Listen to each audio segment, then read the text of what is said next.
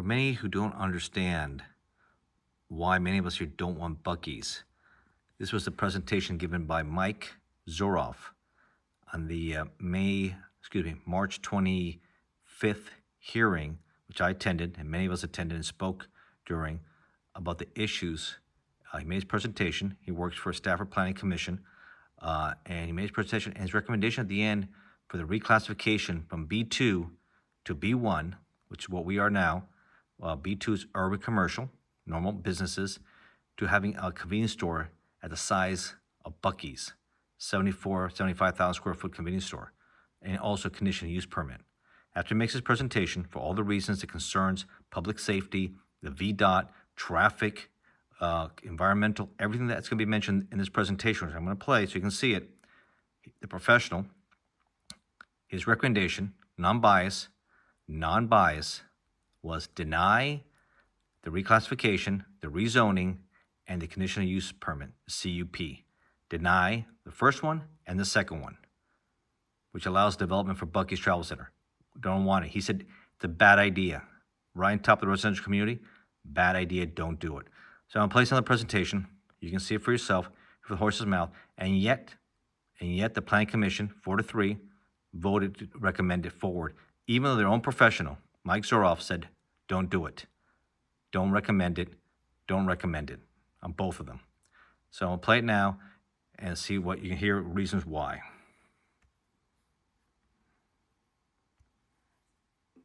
We have the zoning reclassification to rezone 38 acres from the B2 urban commercial zoning district to B1 convenience commercial zoning. And then the second request is a conditional use permit to permit vehicle fuel sales, high-intensity commercial retail, and a comprehensive signage plan. This would be to allow development of a Buc-Ee'S Travel Center. The site's located within the Garrisonville election district, and the applicant is Buc-Ee'S. Stan Beard as the primary contact for Buc-Ee'S. So, just an update on this project. The original public hearing was held on October 29th of last year. It was deferred to allow for the applicant to address comments that were received by the public and commission. During that time, the applicant did waive the Planning Commission's 100-day time limit for the Planning Commission to act on the case, and that allowed the extension to go to this meeting. Also, during the deferral time, the time limit for the entire application itself was extended to July 26, 2026. We did receive new information with this application, with these applications. There were the revised traffic impact analysis. There were amended proffers, revised signage plan, and a more detailed fiscal impact analysis, which you received with your application package. Also, the applicant provided responses to the Planning Commission questions from the original public hearing, and those are summarized in the staff report. So I'm going to go through the similar presentation that I did last time. I know it does take a while, so bear with me, but we do have new commissioners. We have probably new citizens here that were not here last time, so please bear with me. So as shown here in red, the subject parcel is located at the northeast corner of the intersection of Courthouse Road and Austin Ridge Drive. It does include multiple parcels, including a portion of old right-of-way for the old alignment of Austin Ridge Drive. The current B2 zoning, that's the pink shaded area. It's surrounded by other B2 zoned areas to the north, south, and east. There's PD2, Plan Development 2 zoning to the west, where Embry Mill is. The B2 zoning is part of 3 different zoning actions that occurred in prior years, dating back to 2003, 2015, and 2020. Hey folks, look how close Buc-Ee'S will be, all there in dark red. You see it's highlighted, and how they want to rezone it from being from small businesses for a convenience store this size right on top of Austin Ridge, right there next to Booth Court. Look at that, literally right on top. All the parking spots, all the noise. Who can live? If you live there in Booth Court, and I live a mile from that, heading west, who in their right mind can live right there? That's just insane. Insane. It's just not right at all to have a Buc-Ee's right on top of a community, literally right there and right across. Right there and right across. So that is a absolute loser for everybody who lives in that area. The traffic, the insanity, everything. This is why they're going to say, and Zoroff is a professional. He's been working for the Planning Commission in different positions for close to 30 years. He's a professional. Deny, deny. But those who are on it 4-3 who don't live in this district, our Planning Commissioner Goldstein said he wanted to defer first. Then he said, you know what? No. They didn't want to support deferment. Then it was like no, no, no, and 4 against. And I've done other videos who've talked to those who have, and it's wrong. It's wrong on all different levels here. Watch the videos from my channel, and you'll see the ones who said, on top of my head, Willie, Carlos Bratton, and a few other ones voted for it. Those districts, they're not listening to the constituents here. They're not seeing the map right. They're not seeing, look at this, right here. That's not okay. There's not enough room buffering between a residential community that's been well established for over 30 years to have the awful beaver here. And we'll continue. So there are three different sets of proffers that currently exist over this area. Approval of this rezoning would replace all of those proffers that would apply to this specific property with one single set of proffers.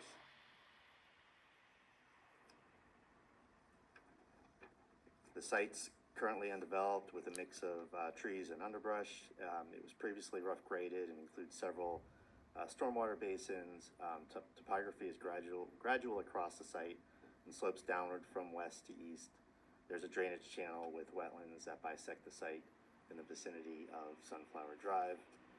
General surrounding uses include single-family residential and undeveloped areas to the north, undeveloped area to the east and south that are both planned commercial, and then you have Embry Mill, the existing commercial that is currently developing, and then also other undeveloped but planned additional Embry Mill commercial area to the west, and then to the northwest, planned age-restricted townhouse units. This is just the Google. So folks, like you said before, there's going to be more residential communities in that area, townhomes, 55 and over communities. Why are we putting a Buc-Ee'S on top of these people also? It's not fair to Austin Ridge. It's not fair for Embry Mill. It is wrong, and that's why people have gotten involved. And listen to the professional. If you don't want to listen to the people who think they're NIMBYs, overreacting, it's not so bad because you don't live in it. If you live right next to you wouldn't want it either. Everybody's, oh, it's great to have a Buc-Ee'S in Stafford. Yeah, because you want to come in and come out and disappear. No, that's why I got so involved in this, because I've been to Buc-Ee'S. I know how awful they are. The long lines to get in there. The food's not good for you. Nothing there is really good for you, and except you're wasting your money on Buc-Ee'S. That's how I see it. Overpriced, overrated, long lines, especially in the summer. When I was in Florida, twice in Buc-Ee'S before all this started, I said, man, why would anybody come here? It's awful to get in here, hard to find parking, nowhere to eat inside. You have to eat outside where it's nice and hot with your sandwich, whatever you got. And the food there is ultra processed, high sodium. It's not good for you. Not good for you. Everything there is it's a waste of time and money. If you want to move faster traveling, you don't go to Buc-Ee'S. It's not a convenient travel center at all. But like he said, more developments happening with townhomes and 55 and over community even closer. Those poor people have no idea what's coming their way. Street view of the site from along Austin Ridge Drive. So this is the general development plan. Depicts the site layout for the proposed travel center. This plan orientation is flipped 90 degrees from the other maps. So North is on the left-hand side of the screen, south is on the right, just for orient everybody. The plan has not changed much from the prior version that you've seen. The applicant did include the committed road improvements into the plan to identify and best illustrate the improvements that would go along with this project. The project has one single-story, 74,000 square foot building where the main store would be located. That's centrally located on the site. There will be 120 fuel pumps located on the west side of the site, basically paralleling Austin Ridge Drive.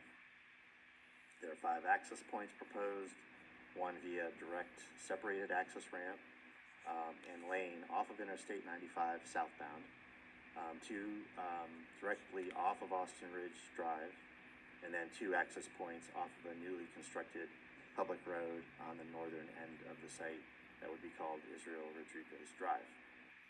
There are 831 parking spaces proposed, basically on the north and south sides of the store. It includes 12 dedicated bus RV spaces located on the north end of the site. And there's an existing 8-foot shared use path along Courthouse Road that would be shifted a little bit to the north end of the site with the other road improvements, and so they would maintain and rebuild and keep that shared use path. And then there are other sidewalk improvements provided along Austin Ridge Drive and within the site. Yeah, folks, this will be an absolute nightmare for us in Embry Mill and Austin Ridge. With the amount of traffic on the interstate 95 coming in, and people who use a GPS or their apps to travel, they're going to reroute them, take them off 610, take them through mine, take them down through Austin Ridge, and there'll be a parade of cars. It's already getting a little more heavier now, since I like to walk and run and hike and everything else out there, and kids on bikes. It's going to be dangerous. It's going to be dangerous for kids on their bikes, people walking, people crossing. It's already tricky as it is, and people don't look, and they're not from here, and they bring them down here. I think there'll be a lot more tragedies, a lot more accidents. We've already had a few, which are tragic. I think it'll be worse. This is not to be on top of. You saw how it looks. People think, oh, the NIMBY's overreacting. This is bad. This is bad for any community to have something on top of you like this, 24/7, 365. Our standard buffers and parking lot landscaping shown that are in conformance with the zoning ordinance, and then a proffered 15-foot evergreen screening buffer along the north side of the drive that would include 2 rows of evergreen trees. The applicants have provided several proffers along with the zoning reclassification that would require development of the site, buildings and signage to be in accordance with the general development plan, building elevations and the signage plan that were provided with the application. Require the additional evergreen screening along the north side as mentioned, require access to be provided as shown, but also that would be subject to modifications that might be required as part of the additional approvals that would be required with this project. And the project is contingent on receiving other transportation approvals, and I'll get into that. In addition, That's some of the issues you have with VDOT, transportation approvals. Right now, there's a lot of issues, concerns they have with this project. Obviously, for what's going on with the residents here, the interstate, the Diamond interstate they have, exchange they have out there, it's not meant to have 35,000 cars daily, maybe more. I think the numbers will be heavier because there's more population in this area. The numbers just get bigger and bigger. How will this place look 10 years from now? I think there'll be a lot more in this area here, Stafford, more congestion, more cars, more people traveling. It's going to be awful. Awful numbers here. It's like having a NFL football game in your backyard, because these vans in summertime, especially on long weekends, are going to be packed full of people. Packed full of people. And we have 100,000 people, let's say 80,000 people in there at the peak times in the summer, Memorial Day, 4th of July, Labor Day, whichever big holiday you want to pick, or even like a long 4th of July. It's going to get nasty in there. It's going to be problems in there. People are going to fight. There's going to be car break-ins. There's going to be accidents. There's going to be medical emergencies. And can the first responder get there fast enough with all this congestion? These are a lot of questions no community should have to deal with. To the proffers does require the applicant provide a construction mitigation plan. This is one of the planning commission requests from the last meeting.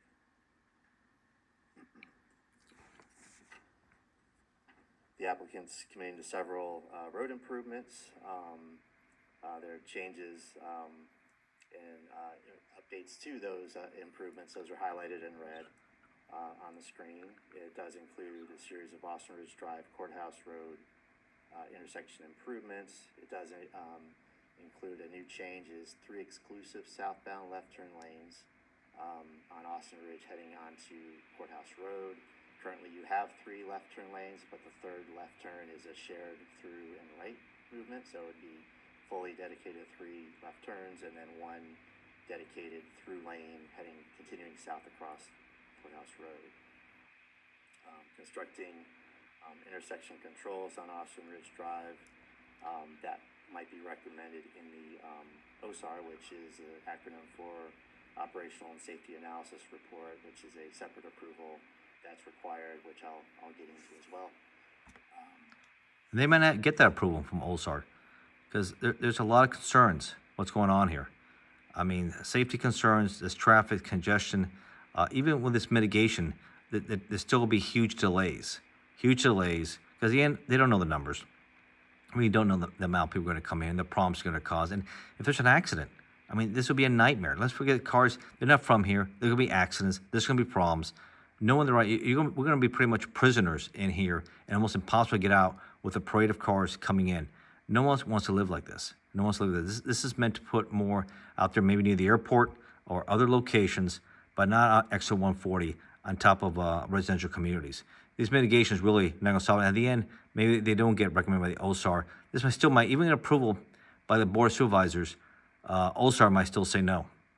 Maybe the governor gets involved and puts a pause in this project because of the VDOT concerns.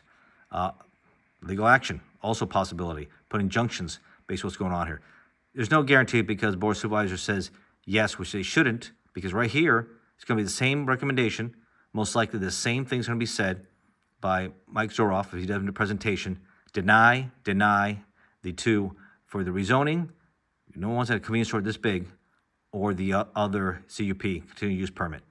So I think this is just some small things they're doing. At the end, maybe the OSAR says no, and the governor gets involved. Construct the median separated southbound right turn, slip lane. That's the dedicated lane off 95 that would provide direct access into the site. A new change also would be constructing or maintaining a third through lane on westbound Courthouse Road that would then continue through the Austin Ridge intersection and continue a short distance further west. And then there would be another new change is widening the northbound 95 off-ramp to provide additional dedicated ramp lane to eastbound Courthouse Road. Currently, it turns off of that ramp and leaves limited stacking on the westbound portion of that ramp. Also constructing Israel Rodriguez Drive, then several trail and sidewalk improvements, and constructing other interchange improvements that may be required by the OSAR report. And then, as mentioned, there's that right-of-way that's within the middle of the site. This would require vacation of that right-of-way in the project area to allow it to be developed.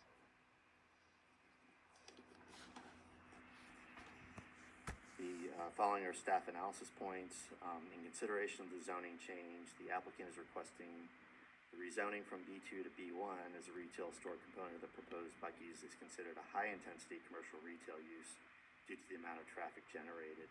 The high-intensity commercial retail use is permitted in the B1 zone with a conditional use permit. However, it is not permitted in the B2 zoning district. So it's kind of an anomaly or an oddity of our zoning district. Typically, that should be in B2, but it's not, and so that's why the applicant's requesting the zoning change to go to B1. Also, regarding noise, the use would generate similar noise as other similar commercial uses, mainly from vehicle traffic. The closest existing and planned residential uses are 420 and 200 feet to the north and northwest of the site. That's amazing how close, right on top, Booth Court, right next to Embry Mill, right next to these homes, and again, it's zoned for smaller business, not for monstrosity this big. Because it comes with something like this, 24-hour, 7 business, 24/7 is a headache, a nightmare. The lighting, the noise, the pollution, the environmental concerns, higher crime. That's very close to people. A lot of these guys maybe, remember, I-95 is the iron pipeline from Florida all the way to the Northeast and beyond in Canada. Lots of guns, lots of drugs heading up there and it's in between. And a lot of these people say, you know what? Let's sit here. It sets up nicely at night, dark. They don't have the right security or policing, local authorities, to being a dope hole. People doing bad things, prostitution.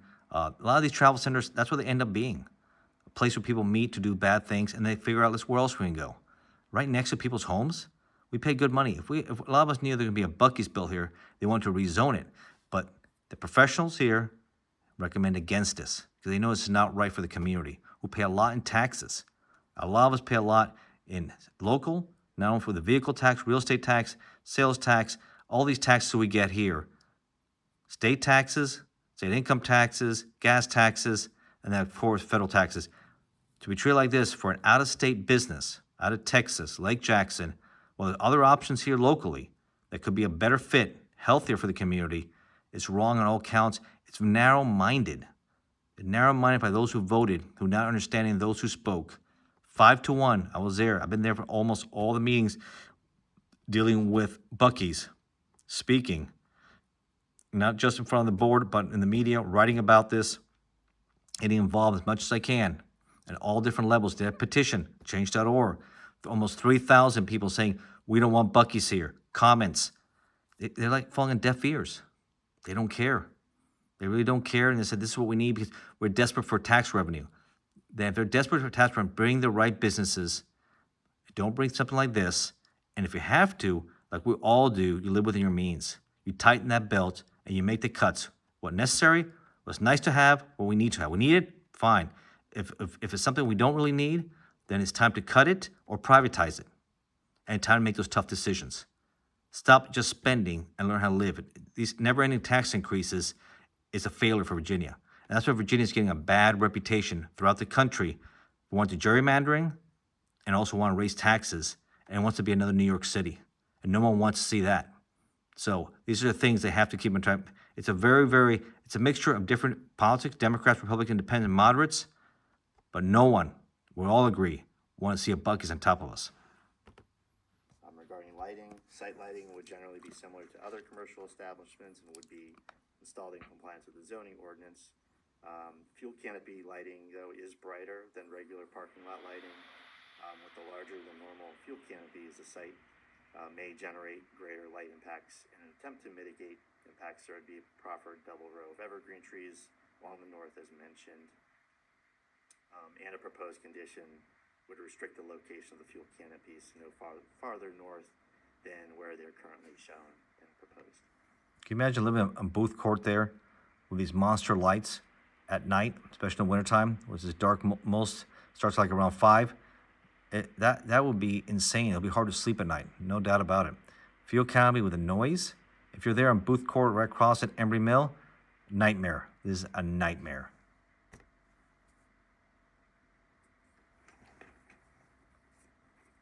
So now getting into transportation, first reviewing the studies and other approvals needed.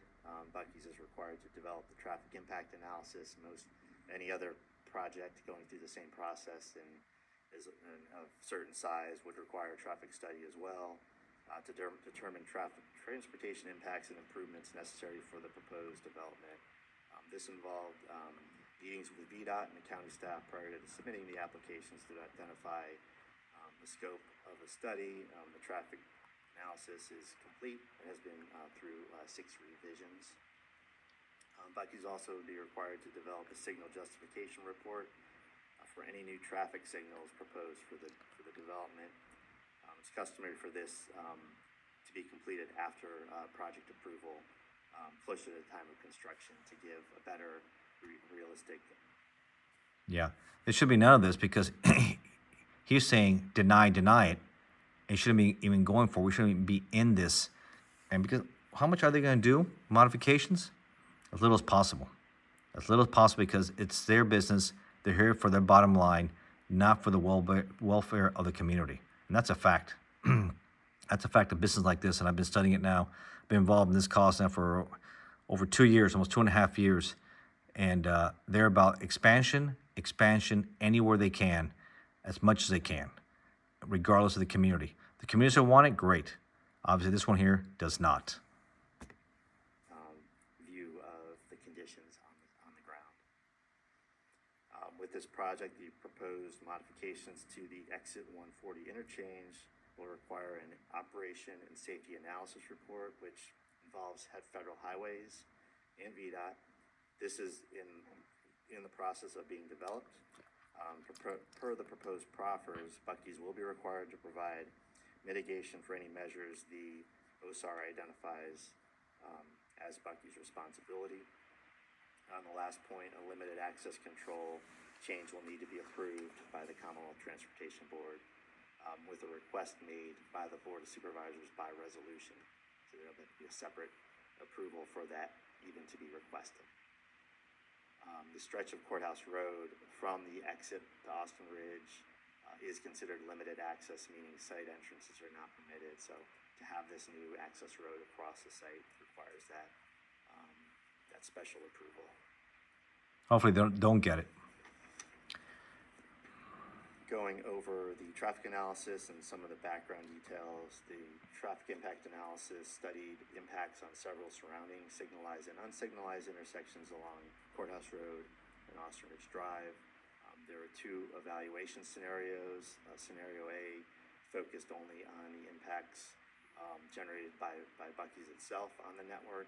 Scenario B considers the background traffic generated by other planned and approved developments in the area. And County and VDOT do recommend Scenario B as an appropriate option of analysis and mitigation. The lower left on the screen identifies the estimated traffic generation. This was based on information provided by Buc-Ee'S from the 6 busiest Buc-Ee'S sites, and then increased trips. The trips from those other sites were increased by a factor of 30%. Typically, we use the ITE manual, the Institute of Traffic Engineers manual, to identify the estimated trips for different uses. But since this is a unique use that does not really have any comparable uses in that manual, we have to go by other means, and that's by looking at other traffic counts from other sites that the business operates. And just for comparison, Yeah, that makes no sense. This is a very unique area here in Nova. And what are they comparing to? Other areas, a lot less traffic, or all parts of 95? No, Nova is a lot more congested than a lot of parts you'll see throughout 95. Those numbers there, this was done, I think, just before a lot of people went back to work. You'll see a lot of differences going on. And you see more people coming. How is it going to look in 10 years from now?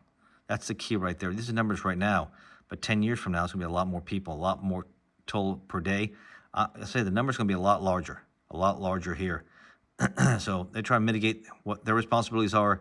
We're saying, you know what, go with what the Mr. Zoroff says, deny, and let's find something that fits the community better. Right, commercial development on the same site would generate roughly 8,300 trips per day. The middle and right tables identify how traffic has grown in the location over the last few years and how much would be added with Buc-Ee'S. The recent increase can be attributed to the newly developed Embry Mill commercial area and Burns Corner.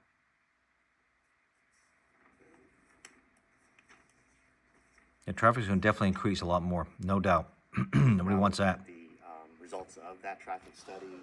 First, I'd like to point out the county's comprehensive plan policy, which addresses traffic impacts and recommends development projects maintain a level of service C for impacted intersections and or road segments. And where achieving a level of service C is not practical, given existing transportation deficiencies, improvements should be designed to not further degrade the level of service.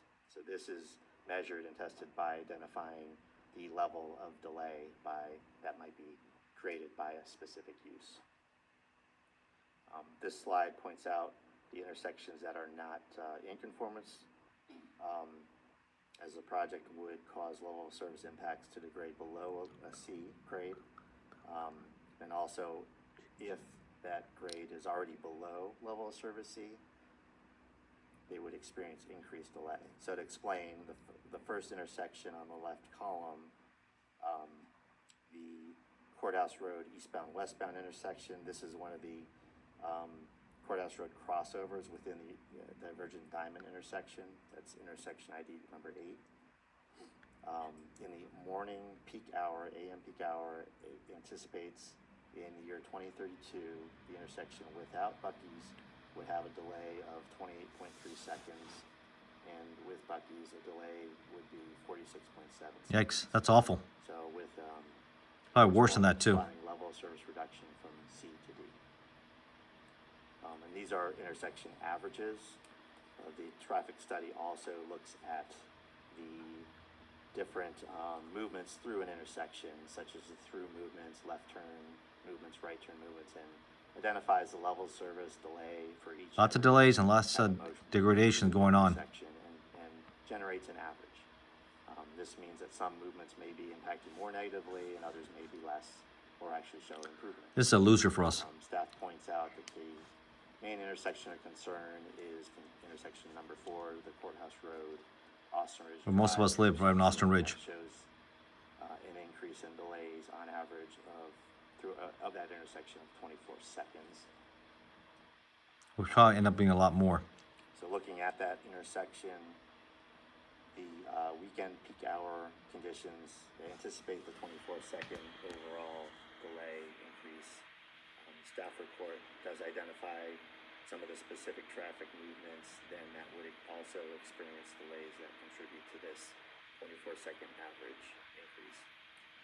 The study also estimates vehicle queuing or stacking that results from the delays, and the study does show on southbound Austin Ridge Drive a queue length of 1,900 feet in the worst case scenario. That's illustrated in the image on the screen, and it basically does extend along the entire frontage of the site. That's awful. From Courthouse Road back to the northern. Imagine trying to get on 95 with that kind of delays every day. Find that in the morning and afternoon peak hours, the project would, with the improvements proposed, would reduce overall delays. However, it does find it would still be creating some increased queuing lengths. In summary, at this stage in the process, the traffic study finds that the project with the improvements would not fully mitigate impacts consistent with the goals of the county's comp plan, most notably at this Courthouse Road, Austin Ridge Drive intersection and along Austin Ridge Drive. So it will not, folks, it will not. So regarding the OSAR, as noted, that's still being developed. That report will identify transportation needs at the exit 140 interchange and surrounding streets through the year 2048 and develop. So it says right there at the bottom paragraph, the results of the OSAR are part of the proposed proffers. According to the proffer, Buc-Ee'S cannot proceed until it has obtained all necessary transportation approvals from BDOT, FHWA, and CDB. It's going to be a hard road for them because there's a lot of things here that don't look good, especially mitigating all that major traffic concern right there, right on top of that. Those poor people on Booth Court and across Henry Mill right there. I'm a mile off from that, but it is awful, awful. You see the red line every day of traffic right there to Booth Court and beyond to 95, us traveling back and forth, trying to get to the Embry Mill Town Center. It's just a mess. This is a mess. This is a loser. This is a big-time loser. I like what Zoroff's saying. He's honest. He's telling what's going on here. And the Board of Supervisors have to make the right decision. They have to make the right decision. Develop and evaluate potential solutions to address those needs caused by. And you see there also, folks, it says it might take 2 years to complete the All-Star report, even after the Board of Supervisors. That's just the report. And with other problems going on, this would take years.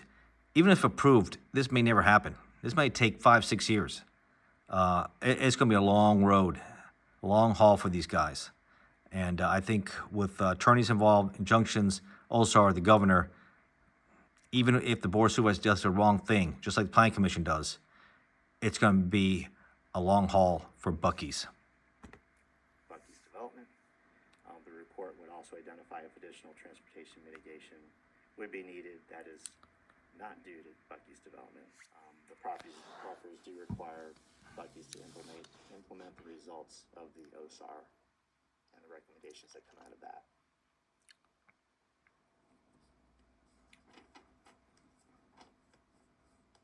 And moving on to the comprehensive plan land use recommendations. The future land use map identifies the site as being within the courthouse targeted development area. The more detailed land use concept for the courthouse targeted development area on the screen designates the property for commercial, retail, and office. This designation supports standalone commercial development, specifically retail office uses as identified by the name. Staff does find the proposed use and is generally consistent with the comprehensive plan land use recommendations as well as recommendations for development within targeted development areas.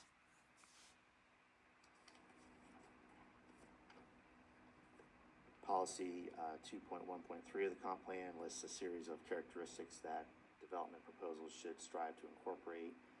A few of the points related to this project are highlighted for the Commission's consideration, including maintaining quality of life, mitigation of degraded levels of service, and minimizing land use conflicts.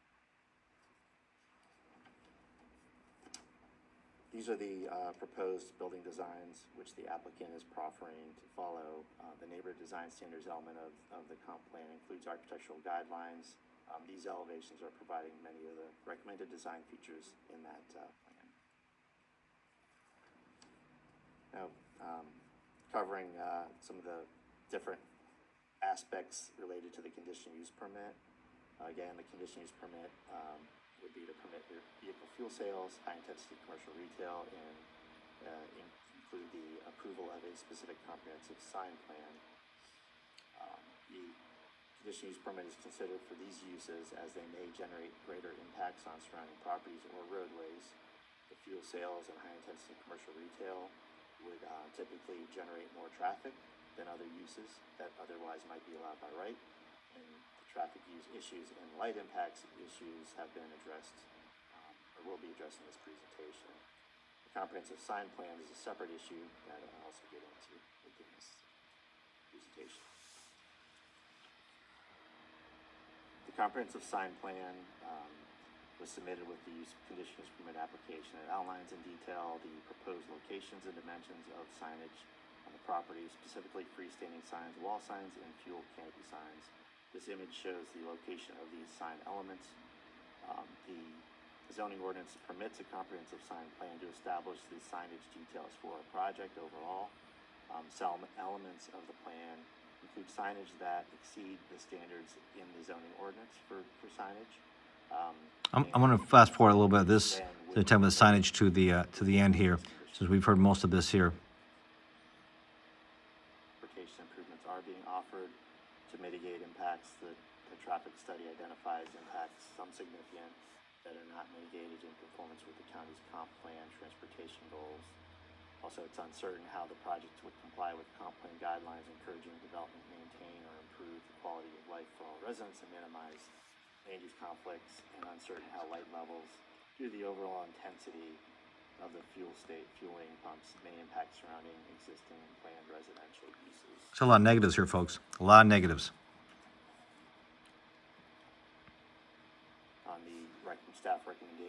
for the zoning classification, although there's. All right, folks, right here. You listen to most of the presentation by Mr. Zuroff with the Planning Commission. They've been doing this job for almost 30 years. Recommendation, deny on both conditional use and rezoning. Although there are several positive aspects, due to the negative aspects, staff recommends denial of the application pursuant to R26-130. Conditional use permit, also, although there are several positive aspects, due to the negative aspects, staff is recommending denial of the application pursuant to R26132. And it says, should the commission recommend approval of the resolution, staff recommends that it is to be subject to approval of the concurrent zoning reclassification. Why did the Planning Commission approve this? It's still head scratching. It should have been deferred while we still work on the VDOT and other concerns. There's more questions than answers and more concerns than ever. Deny, deny, deny. He didn't care what the professional said. We're still passing it on, and that's what the Board of Supervisors does. This is where we're at. You know, this video here is over 40 minutes. Most of the presentation is there. I skipped a little bit part there of the building design. Everything else, traffic impact is important right there. How close? Poor people there in Booth Court and Embry Mill, they will have no life with the lighting all the time on, the noise, the traffic line that goes right there will be nonstop. 2,000 feet of craziness. And then that'll impact all of us on Austin Ridge and also in Courthouse and all around between off the interstate, getting around. It's just awful. Even though the mitigation still is going to be, like they said, lots of traffic. And how bad it's going to be 10 years from now. It's just going to get worse. And a monster like this on top of you is no good, folks. So I encourage everyone, contact the Board of Supervisors right now. May 19th is the hearing. Contact them. Let them know. No to Buc-Ee'S. Yes to something else. If you don't like the Sports Coliseum, support something else. But Buc-Ee'S is a loser. This is a massive loser. We can do better. We can do a lot better than Buc-Ee'S. And if revenue is a problem, then it's time to make tough decisions. Tighten that belt, make the cuts necessary, or privatize where it needs to be. But endless tax increases or bringing companies like this who are not welcome for all the reasons we've said doesn't cut it. The buck stops here. No Buc-Ee'S in Stafford.